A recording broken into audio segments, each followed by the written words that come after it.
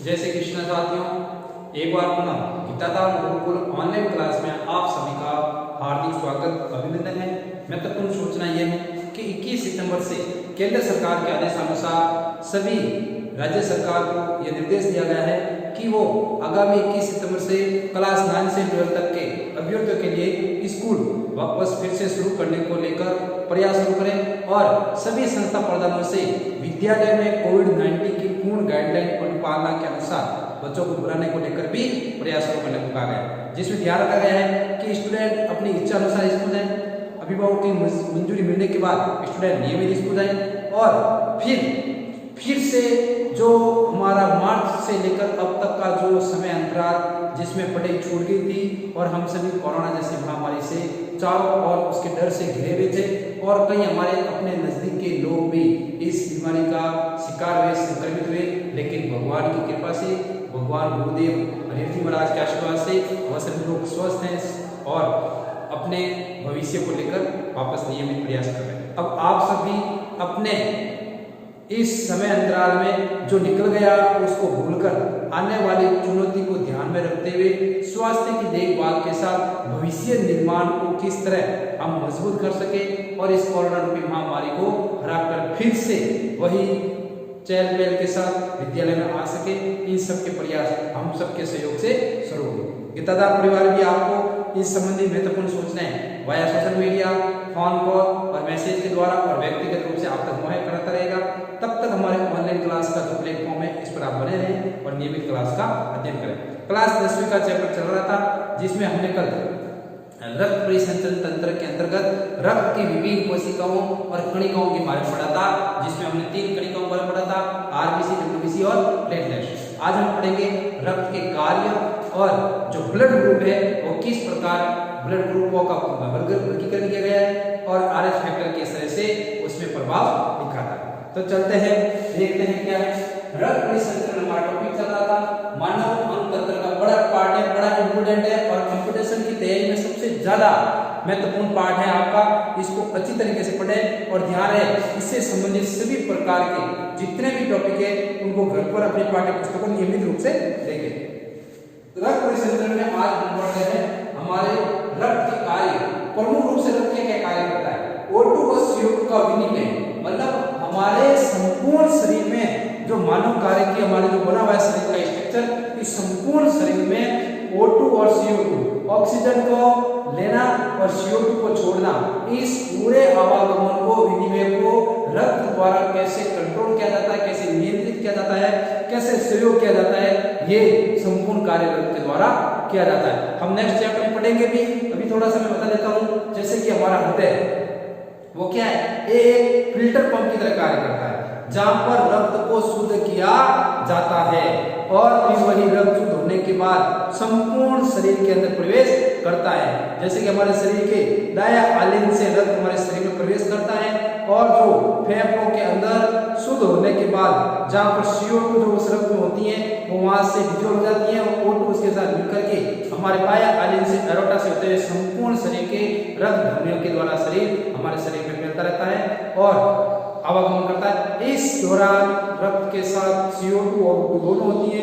पहले CO2 प्रवेश करती है और फेफड़ों के द्वारा CO2 को शुद्ध करके O2 के साथ रक्त को शरीर के अन्य अंगों तक पहुंचा जाता है। ये संपूर्ण विनिमय रक्त के द्वारा ही तय होता है। फिर पोषक तत्वों का परिवहन, सीधी सी बात है, हमारे द्वारा जिस भोजन को ग्रहण किया गया है वह भोजन छोटे छोटे पोषक तत्वों के अंदर विघटित होता है और उन सभी पोषक तत्वों को शरीर के विभिन्न अंगों तक पहुंचाने का कार्य किसके द्वारा किया जाता है?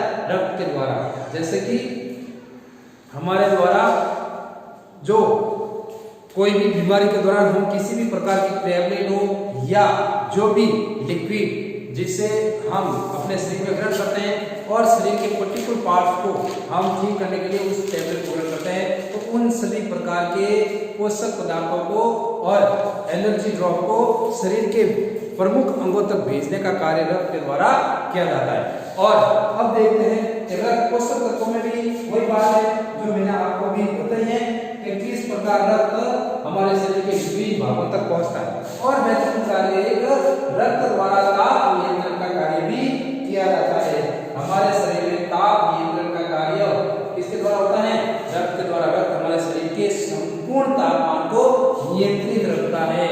आप देखते हैं कि बीमार पड़ जाते हैं, डॉक्टर ब्लड टेस्ट करवाता है ना, क्योंकि ब्लड टेस्ट ही बता देता है कि हमारे शरीर का टेम्परेचर किस प्रकार से तय हो रहा है। जैसे अभी कोरोना चल रहा है तो हमारी थर्मल स्क्रीनिंग होती है, यहाँ पर थर्मल स्क्रीनिंग के लिए वो गन लगाते हैं ना, जिसके द्वारा ताप नियंत्रण देखा जाता है कि शरीर का तापमान 37 डिग्री सेल्सियस से कितना ऊपर है या कितना नीचे है।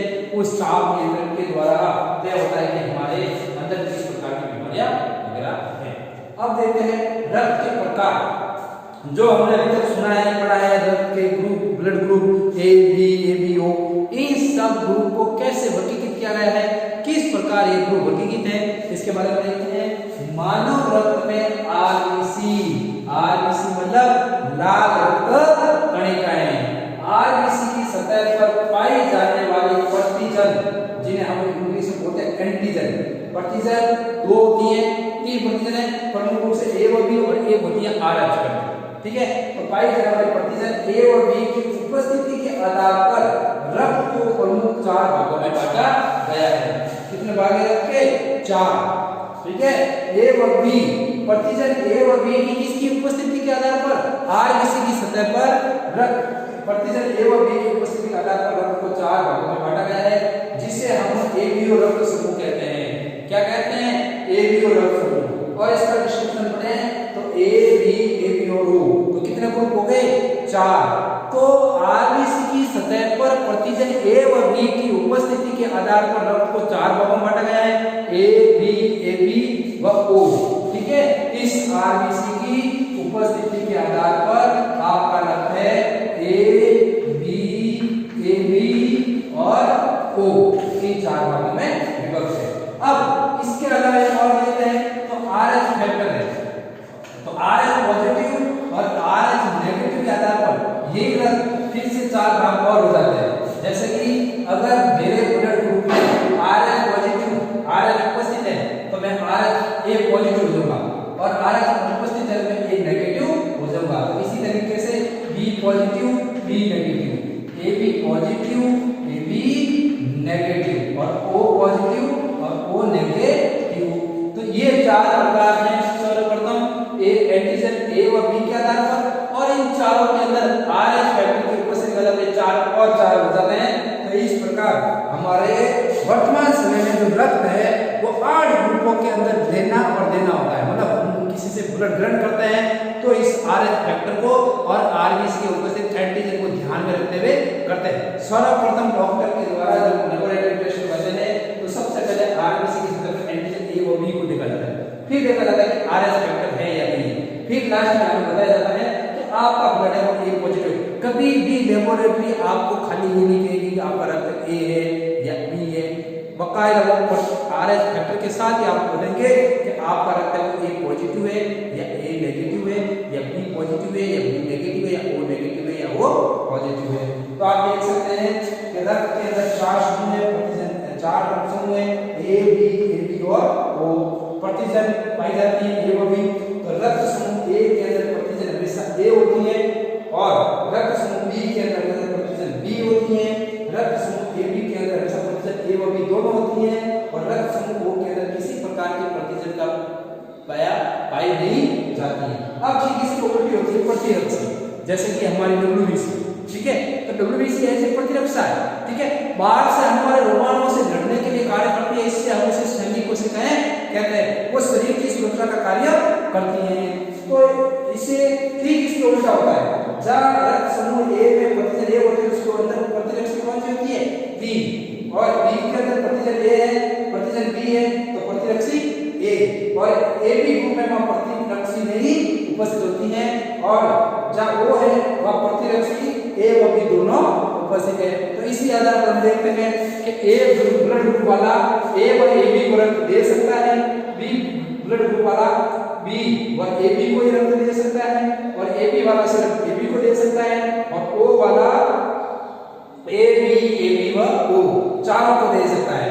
तो आपका AB है वो सर्वग्राही है। क्या है? सर्वग्राही। और O है वो आपका क्या है? सर्वदाता। क्या है? सर्वदाता। क्यों है? ये सबको प्रश्न पूछा जाता है कि AB रक्त समूह सर्वग्राही क्यों है? क्योंकि AB के अंदर प्रतिरक्षी किसी प्रकार की प्रतिरक्षी उपस्थित होती है, इसलिए किसी प्रकार की ब्लड क्लॉटिंग नहीं होगी। जब ब्लड क्लॉटिंग नहीं होगी तो सभी प्रकार के रक्त समूह रक्त ले सकता है, इसलिए वह सर्वग्राही है। और O है वो सर्वघातक क्यों है? क्योंकि O के अंदर किसी प्रकार की प्रतिजन नहीं है। जब प्रतिजन नहीं है, खाली प्रतिरक्षी से, जब प्रतिजन नहीं है तो ब्लड क्लॉटिंग नहीं होगी, क्लॉटिंग नहीं होगी तो वो सभी लोगों को ब्लड दे सकता है। लेकिन जब लेने की बारी आती है तो बकाया O सिर्फ O रक्त समूह से ही ले सकता है, क्योंकि O के अंदर ही प्रतिजन नहीं है तो ये किसी और से नहीं ले सकता है। अब इसको चार भाग और बनते हैं। A पॉजिटिव, ये सभी A पॉजिटिव माने तो आप इसके साथ ये भी लिख सकते हो A positive, A negative, B positive, B negative, AB positive, AB negative, O positive, O negative. ठीक है, ये आप इसमें समझ सकते हैं। अब है इस नेक्स्ट बात RH फैक्टर की। RH फैक्टर क्या करता है तो आप देख सकते हैं कि AB रक्त के अलावा, AB रक्त के अलावा रक्त में उपस्थित AB प्रतिजन के अलावा RH प्रतिजन होता है जो रक्त में उपस्थित होने पर रक्त AB व O पॉजिटिव हो जाता है, और अनुपस्थित होने पर रक्त है तो AB व O नेगेटिव हो जाता है। दुनिया में सबसे ज्यादा की बात करें तो आपके RH फैक्टर के आधार पर ही हमारे रक्त को तय किया गया है कि किस प्रकार हमारे शरीर में रक्त की उपस्थिति के आधार पर RH फैक्टर प्रभाव छोड़ता है।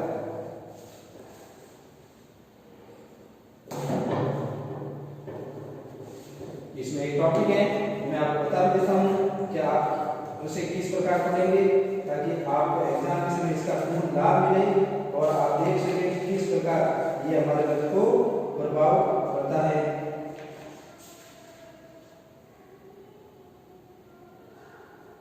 हाँ देखो, इसमें बताया गया है विश्व में करीब 80% लोग हैं वो RH पॉजिटिव है। 80% लोग, जैसे कि मेरा ब्लड ग्रुप है O नेगेटिव, सबसे रियस केस मतलब बहुत ही कम लोग मिलते हैं वो O नेगेटिव के, लेकिन O नेगेटिव वो सभी को ब्लड दे सकता है। ठीक है, उसमें किसी प्रकार के ब्लड को देने में प्रॉब्लम नहीं आती। ये आपका रक्त से संबंधित टॉपिक था जो पूर्ण होता है। नेक्स्ट हम पढ़ेंगे हृदय के बारे में, हृदय की कार्यप्रणाली, हृदय की संरचना, हृदय का किस प्रकार से क्रिया होती है वो पूर्ण रूप से हम देखा चुका। नेक्स्ट सुबह देखिए। जय श्री कृष्णा। घर पर रहे, सुरक्षित रहे, नियमित अध्ययन करते रहे।